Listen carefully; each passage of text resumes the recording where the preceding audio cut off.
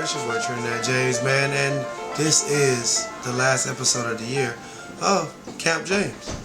Man, before we even get started, man, I just wanted to introduce you to people that, mean something to me in life. Honestly, with this my old boss right here, Dave. This is his establishment. This is where I got so much money to get shoes or whatever, and this is my best girlfriend right here who runs this joint now and has a dope blog site called atljunkie.com.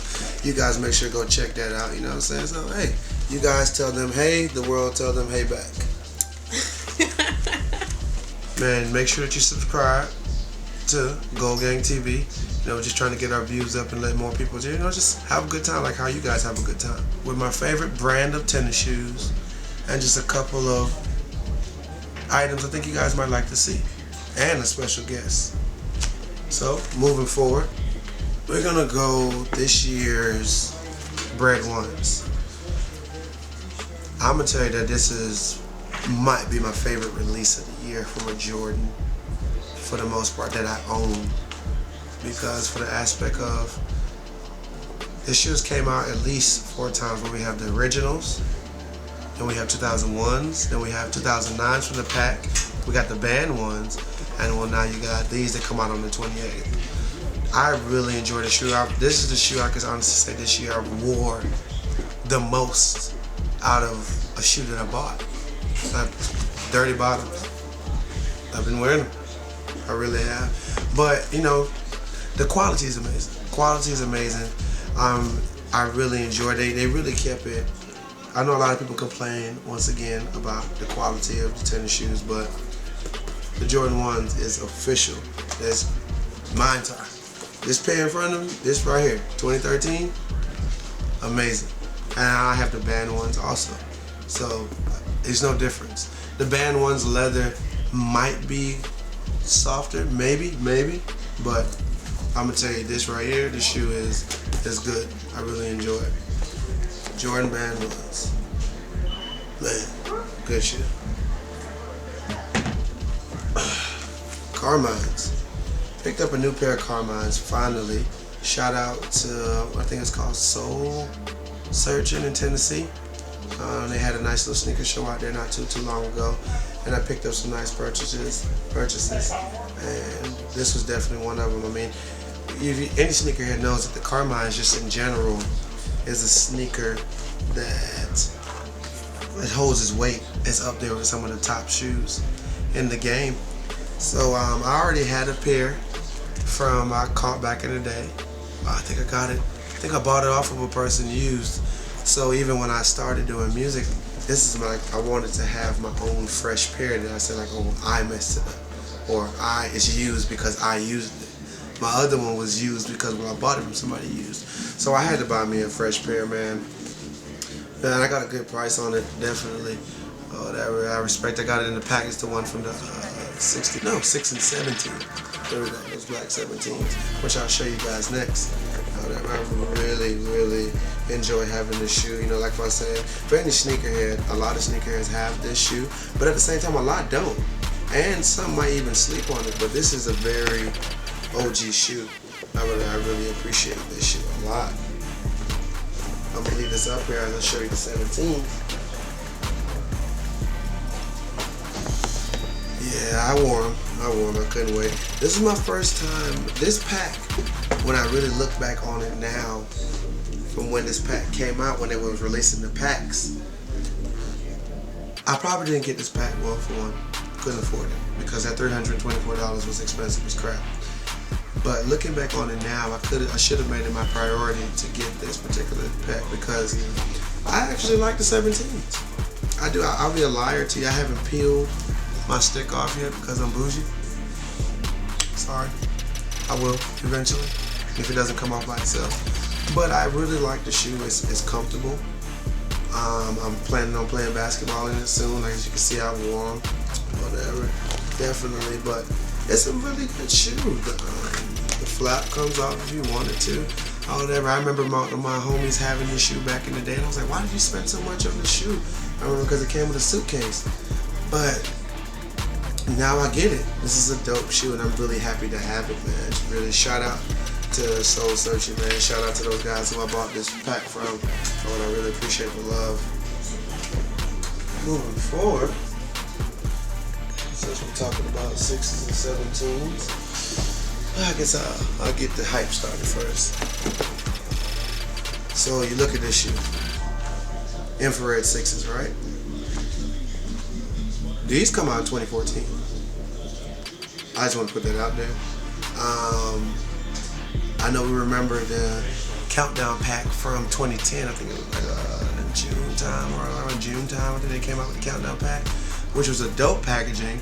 The plastic that the original infrared pack came in was dope or whatever. But I had to get these, man. Shout out to my boy Ghost, man. East Coast Boutique. Man, they keep me laced all the time, man. It's a dope place. But I enjoy this shoe. This shoe looks very classic to me. Like, this is classic. A lot of people have been telling me as they see it, because I haven't worn it yet, but the people who see it, like my friends, said it was kind of pinkish, more infrared than they expected. But I mean, in general, to me, I think that's what the infrared from the countdown, I'm sorry, from the infrared pack should have looked like. My personal opinion. Hey, it's my show, my opinion. That's all. But this is the 2014 Jordan Infrared 6. I'll give you a close up on it or whatever. They didn't do anything but just keep it OG, keep the quality, keep the materials, good leather, keep the colors authentic in my personal opinion or whatever. Even the Jordan sign on the tongue right here is definitely nice. Even in the background right here, this back pull tab, the infrared, definitely dope shirt. Ice bottom, dope, real dope shoe, man. Really dope shoe. Really dope shoe. I appreciate East Coast Boutique for this, man. Nice, definitely. So, hey, can't say you didn't see him first here. Boom. Jordan Infrared 6. So, moving forward, I said we're talking about 6s and 17s. Let's talk about my friend who had that suitcase or whatever. Well, I finally got me the suitcase. And like I said, a lot of the times as you get older, you get, your taste buds start to open up a little bit more. It's like food, per se. You didn't eat onions when you were 16, but now you love onions on everything. Or whatever. Like I said, I didn't have the true appreciation for the numbers past 13 when I was younger. But now, like way more styles of Jordans 23 and back than I did before. I just wanted to show you guys. I picked this up recently from my boys at Ref LA. Definitely shout out to them, man. Cali all day. Definitely, them guys keep me. They take care of me so wonderful, man. I appreciate that. Whatever, definitely. It's the original colorway in the 17s right here. Like I said, when my boy pulled these out of the suitcase, I really just didn't get it. I didn't get it. I think this was like 200 retail. And you gotta think about how far back that was. Like, hey, that's a lot of money for some Jordans that it's just like some team Jordans. But now these days, man, I really like this shoe. Like, I really like it. It's not my favorite Jordan. Of course, we know the Jordan 2 is my favorite Jordan, but I really like it, man. Better look. Came with a couple of items. Little CD. Little CD. Hey, I respect it. I ain't no hater. Oh, you live and you learn. Definitely live and you learn. This is for the computer. Or whatever. I need to try this out, see what's on here. Probably tell you some dynamics about the shoe. Definitely. But I just like it. For me, I'm big on the packaging. I still think that the iced teas that I showed you guys a couple episodes ago, that was the best packaging of the year. And well, this shoe didn't come out this year, but it's still some really dope packaging. I could appreciate packaging when I see it.